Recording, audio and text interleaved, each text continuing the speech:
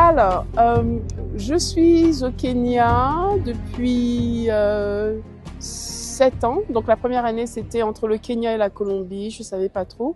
Mais maintenant, après, donc officiellement, si on compte de visa en visa, ça fait 6 ans que je suis au Kenya, un peu plus de 6 ans. Je suis dans le café, ça fait 14 ans.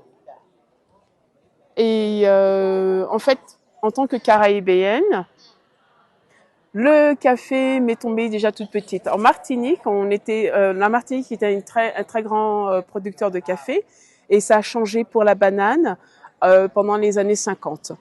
Mais les Martiniquais n'ont pas déraciné leurs caféiers, ils les ont toujours gardés.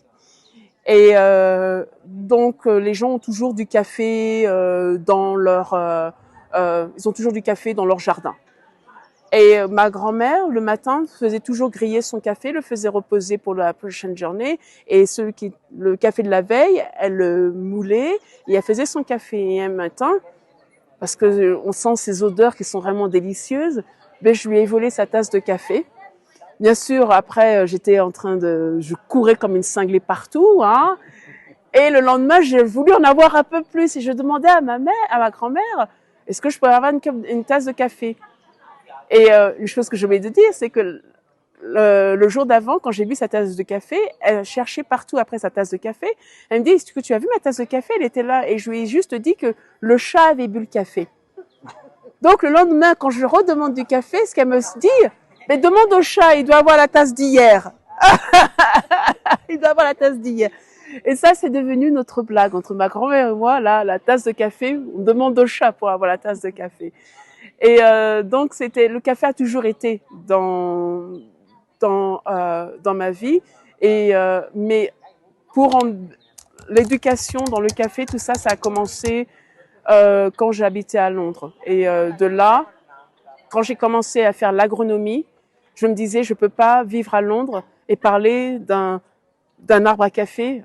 Il y a des arbres à café à Kew Garden, mais je ne sentais pas. Non, j'ai dit, il faut que j'aille ailleurs. Et donc, j'ai appelé un ami à moi. J'ai dit, est-ce que tu peux me trouver un emploi en Éthiopie? Et une demi-heure après, il me dit, j'ai le Kenya. J'ai c'est assez près, c'est bon. Et bien, je suis venue au Kenya et bien, j'ai jamais quitté. Et je n'ai jamais quitté. Mais voilà. Et c'est mon histoire du café. Mon école se trouve à Limuru, comme j'ai dit, à Kiambu. Et des élèves, oh là là, on en a beaucoup là-bas.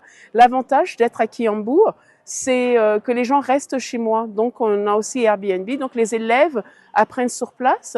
Et vu que c'est surtout pour les Kenyans, pour les locaux, pour les Africains, donc il faut que ça soit abordable. Et donc, il faut que le logement, la nourriture, tout soit compris à un prix abordable, plus les leçons. Et ce sont des cours certifiés. Donc, ils peuvent avoir thé et café certifiés à Limuru et Airbnb. Donc, ils restent sur place. Combien de temps? Alors, tout dépend de cours. Ça va passer entre une semaine jusqu'à 2 mois. Voilà. Tout dépend. Et les 2 mois, ils peuvent le faire en une seule fois. Comme ils peuvent faire 2 semaines. Après, aller au travail, revenir une autre fois. Donc, c'est réellement comme ils veulent. Voilà.